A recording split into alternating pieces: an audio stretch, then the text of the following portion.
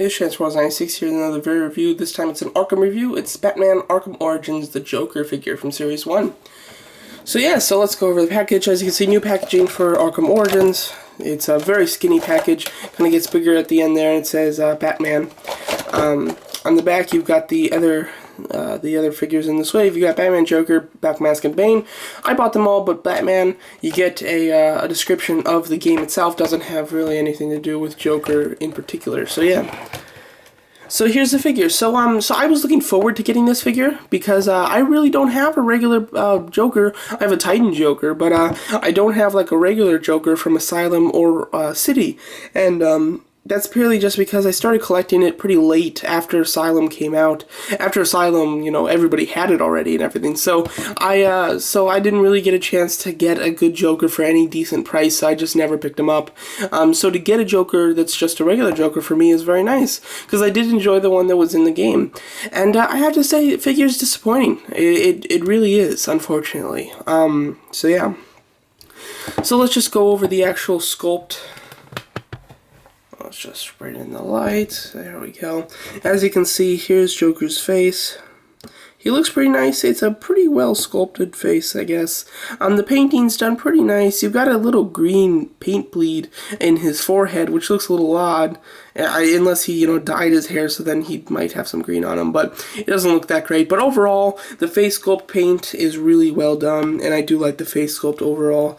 The whole jacket and everything is really nice. I like the sculpt of this figure. The pants are a bit odd. I'm not sure if these are accurate, but they're like black, but with like a turquoise blue kind of splotting in it. I don't know. It's a really interesting paint job, and I have to say I like it. And it even goes into the shoes. So I think that it's a very unique paint job, but I do happen to like it. The kind of green vest is nice. It looks a little outplaced, which looks kind of neat. Then he's got a very pale yellow with some white marks, which I don't know if that's just a painting effect or if it's actually supposed to look like some of his paint smearing into his shirt. I'm not sure, but overall, it looks really cool. I really do like the painting on this figure, and the overall sculpt is really nice.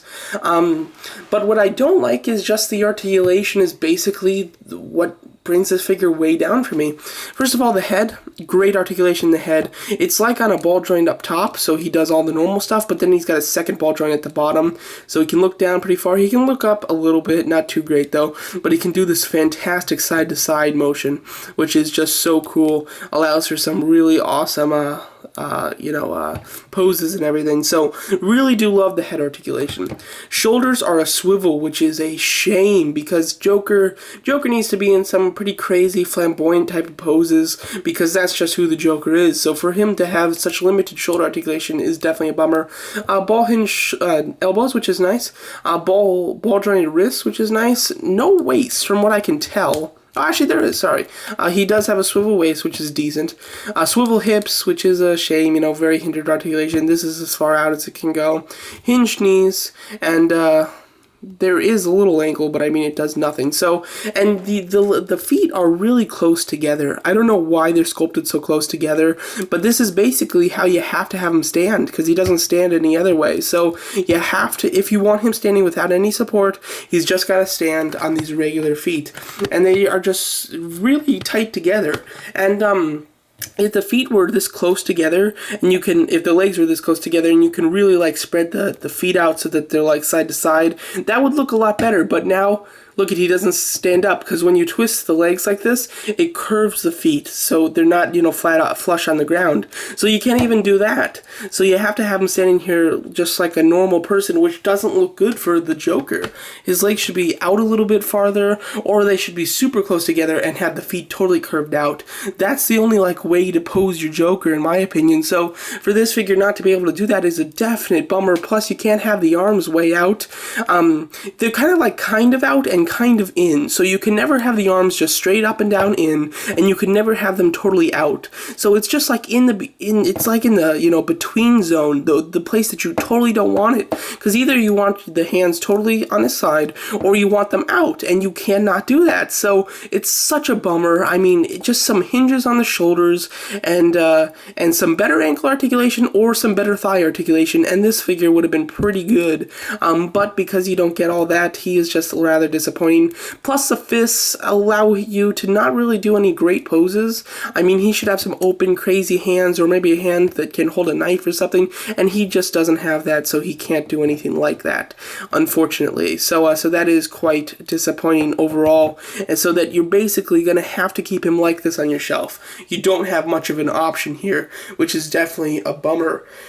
Here he is posed with the Penguin. I like him with the Penguin. I feel like, Arkham City was cool because it was, the two kind of crime lords fighting over the city. You've got the Penguin and Joker. And then here he is with Black Mask. I compare Black Mask and Joker a little closer in Black Mask's review, so if you want to check that out, feel free. Whoa, that was Black Mask.